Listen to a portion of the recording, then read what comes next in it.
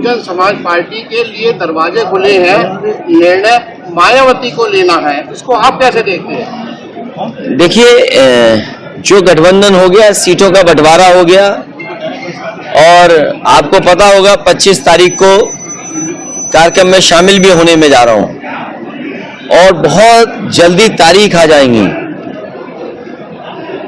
अभी जरूरत यह है कि जनता को मुद्दे समझाना, भारतीय जनता पार्टी जिस तरह की साजिश करेगी उससे अपने कार्यकर्ता और जनता को बचाना, क्योंकि जिस तरह का उनके पास सोशल मीडिया का नेटवर्क है, जिस तरह से संसाधन उनके दिखाई दे रहे हैं, अभी आपको जानकारी हुई होगी कि किस तरीके से उन्होंने चंडीगढ़ का वोट लूटा था। मान लीजिए ये तो बैलेट से वोट पड़े थे, इसलिए लोगों को पता लग गया कि बैलेट में हेराफेरी हुई है। मान लीजिए मशीन से वोट पड़ा होता तो मशीन को कहां से खोलते हम, कहां से कोई देख पाता? तो ये तो बैलेट की वजह से इनकी चोरी पकड़ी गई, वोट की लूट पकड़ी गई। भारतीय जनता पार्टी एक गिरोह की तरह काम कर रही है, राजनीतिक दल नहीं है। भारतीय जनता पार्टी एक गिरोह की तरह काम कर रही है, ये कोई राजनीतिक दल नहीं है। सोचिए सुप्रीम कोर्ट ने क्या कहा कि ये तो लोकतंत्र खत्म कर देंगे। सुप्रीम कोर्ट ने बाद में क्या फैसला लिया कि जिसको बैलेट से हराया था उसको जिताया सुप्रीम कोर्ट ने। एक आस और उम्मीद जगी है कि जनता जागरूक हो जाए। ये वोट लूटने का काम करते हैं, ऐसे लोगों को सबक सिखाने की जरूरत है आने वाले चुनाव में। आपने राजा भैया के लिए कहा कि उनका स्वागत है, तो क्या पिछली कड़वाहट और जो कुछ कहा वो सब आपने भूल के माफ कर दिया? देखिए, सबसे बड़ी बात यह है कि जितने भी दल भारतीय जनता पार्टी को समर्थन दे रहे हैं उनके माननीय सदस्य सब मंत्री बनना चाहते हैं। कोई दल ऐसा नहीं है भारतीय जनता पार्टी को जो समर्थन दे रहा हो जो मंत्री न बनना चाहता हो या विभाग न बदलना चाहता हो। अभी सबसे ज्यादा संकट तो बीजेपी पे है, क्योंकि बीजेपी सबको बुला रही है और कह रही है आपको मंत्री बना देंगे और शपथ किसी को दिला नहीं रहे। तो विधायक तो निराश होंगे ही, दुखी होंगे। और जो विधायक या जो दल का नेता किसी और दल को समर्थन करना चाहेगा तो उसको जरूर साथ लाने का काम समाजवादी लोग करेंगे। कि उनको धमकियां मिल रही है, किसको? आम आदमी पार्टी ने अभी पीसी की है, उनको धमकियां मिल रही है कि अगर गठबंधन से कोई समझौता किया तो ईडी और सीबीआई तैयार है, अरविंद केजरीवाल को गिरफ्तार करेगी। अरे ये कोई नई बात है?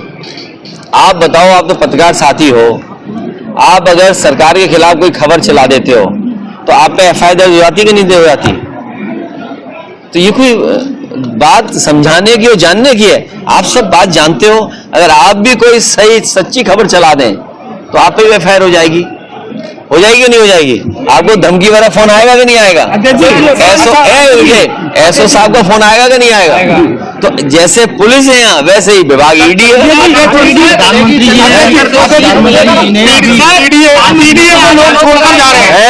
अरे यार गठबंधन जो है वो जातिवादी और परिवारवादी गठबंधन है, इनसे बच के रहा जाए। देखिए, कोरोना के समय पे हम लोगों ने एक वो प्रचार सुना था, 2 गज दूरी, और अभी आपने देखा होगा कितने कदम की दूरी थी, ये तो दूरी पहले ही बनाए हुए हैं सरकार से। और फिर ये जो मिल्क प्लांट है उसी का उद्घाटन हुआ है ना, अमूल का प्लांट सुनने में आया कि उद्घाटन होने जा रहा है। ये अमूल के प्लांटों को लाने का काम समाजवादी सरकार में हुआ था। मुझे याद है सबसे पहले भोगनीपुर, उसके बाद लखनऊ में, और तीसरे का एमओयू हुआ था वाराणसी में। सरकार को बताना चाहिए कि इसके अलावा क्या इन्वेस्टमेंट आया है अमूल का, और इसके साथ साथ समाजवादी सरकार में जो किसानों को उनके दूध की सही कीमत मिल सके इसके लिए पराग को 2000 करोड़ से ज्यादा बजट दिया गया था, और इसी फिरोजाबाद में लगभग 100 करोड़ रुपए पराग को दिए गए थे। मुझे सुनने में आया है कि जो मशीनें, जो इक्विपमेंट्स, जो प्लांट की जरूरत की चीजें उस समय आई थी 100 करोड़ की, वो सब धूल खा रही हैं, मशीनें खराब हो रही हैं, बर्बाद कर दिया। तो इन्हें सरकार को बताना चाहिए कि पराग में या अमूल में या और डेयरियां हैं उनमें क्या सुधार लाए। हम तो अपने यहाँ का जानते हैं, यूपी का पहला काऊ मिल्क प्लांट, यूपी का पहला पराग का काऊ मिल्क प्लांट कन्नौज में, उमरदा में समाजवादियों ने लगाया था। और इसलिए लगाया था कि किसान अगर अपने गाय का दूध उस प्लांट को देगा तो भैंस के दूध से 4 रुपए ज्यादा गाय के दूध का पैसा दिया जाएगा। उसका उद्घाटन प्रधानमंत्री जी ने और हेमा मालिनी जी ने किया था। वो प्लांट बंद हो गया। सोचिए, वर्ल्ड क्लास टेट्रा पैकिंग से लेकर के सब मिल्क के जो प्रोडक्ट बनने थे वो काऊ मिल्क के प्रोडक्ट बनने थे, उस प्लांट को इन्होंने बर्बाद कर दिया। तो आप कल्पना कर सकते हो कि उत्तर प्रदेश में आगे लेके जाएंगे। लोग छोड़कर जा रहे हैं, कौन छोड़ के जा रहा है? पीडीए हो रहा है क्या? अरे हमें तो सुना है कि पत्रकार भी पीडीए की तारीफ कर रहे हैं। सर चंद्रशेखर हाँ, वो बात आनी है, अभी आखिरी में आनी है। छोड़कर गए उन्होंने अपनी पार्टी बना दी है। मैं अपने अजीम भाई को और बहुजन समाज पार्टी के बड़े नेता टीटू और पूर्व में रहे इनके परिवार से प्रधान और इनके सहयोगी साथियों का सबका स्वागत करता हूं। और रुखसाना बेगम जो मेयर का चुनाव लड़ी थी, उस परिवार से भी मेरी भेंट हुई है।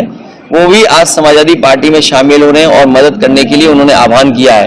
मैं अजीम भाई का और टीटू और इनके जितने भी सहयोगी साथी हैं उनका धन्यवाद देता हूं। और इसलिए भी धन्यवाद देता हूं कि ये बड़ी लड़ाई जो बाबा साहब भीमराव अम्बेडकर जी का संविधान बचाने की, इस देश का संविधान बचाने की, लोकतंत्र बचाने की, हमारे भाईचारा को बचाने की, आपस की जो मिली जुली संस्कृति उसको बचाने के लिए ये दोनों लोग जो साथ आए, मैं इनका स्वागत करता हूं और बधाई देता हूं। और मुझे उम्मीद है कि पार्टी के लोग और हम सब लोग मिलकर के इनका वैसा ही सम्मान करेंगे जैसे पूर्व में हम लोग सम्मान करते थे।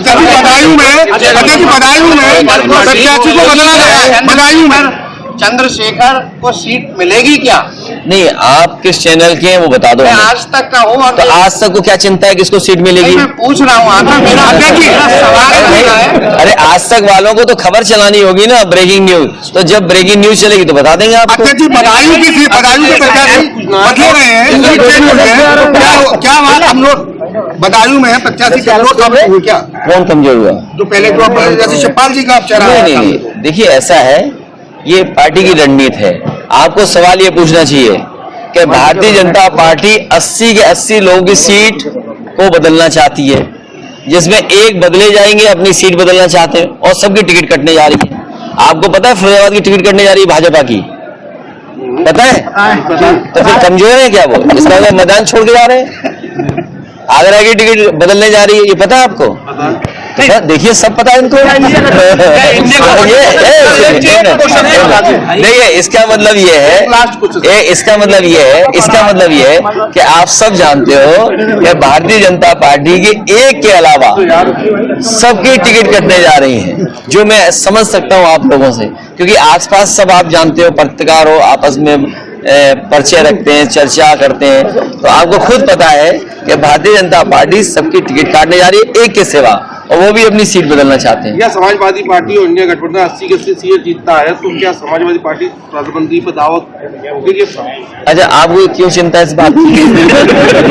देखिए, आप अगर खुश हो तो आपकी भावना से मैं अपनी भावना मिला दूं।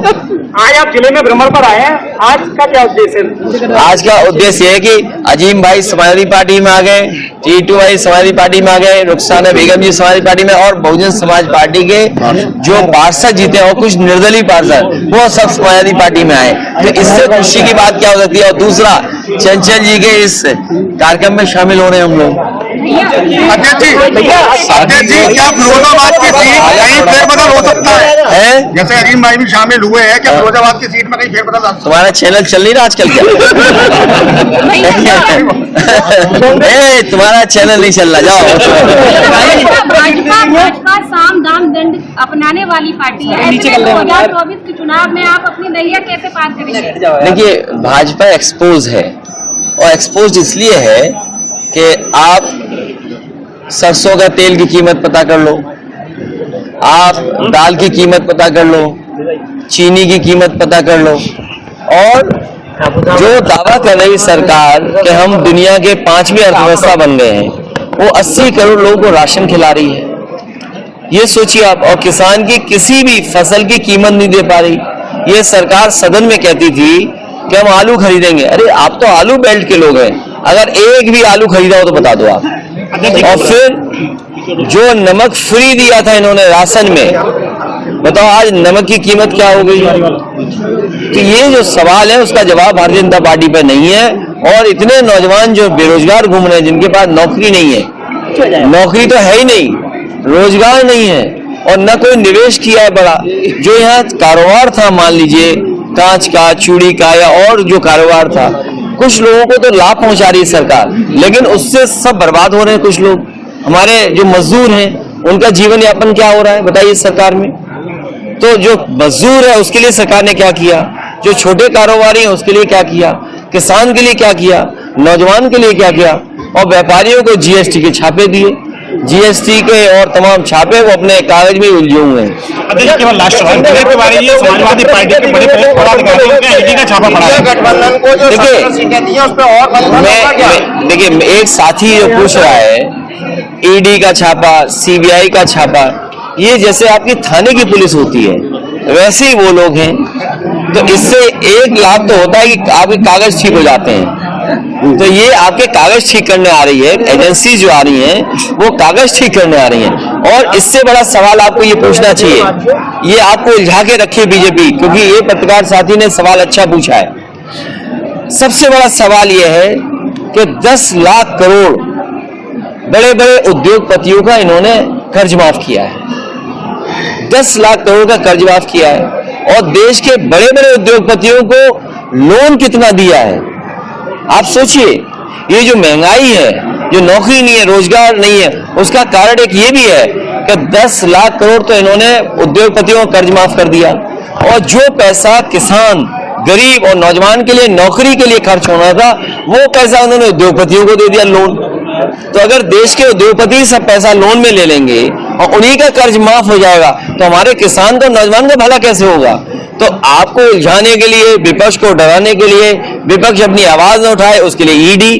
अरे ईडी अभी तो विपक्ष में चल रही है, ये हमारा पत्रकार साथी जब न्यूज चलाएगा तो ये भी चलाएगा कि जो अखबार, जो टीवी न्यूज कभी सरकार के खिलाफ दिखाता है उस पर भी सीबीआई और ईडी हुई है, हुई कि नहीं हुई। भैया, इंडिया गठबंधन में 17 सीटें दी गई है कांग्रेस को, कैसे और मंथन हुए 17 काफी है। तुम्हें कोई समझ में आ रहा हो कि ये भी दे दो, बता दो बताओ कौन से दे दें।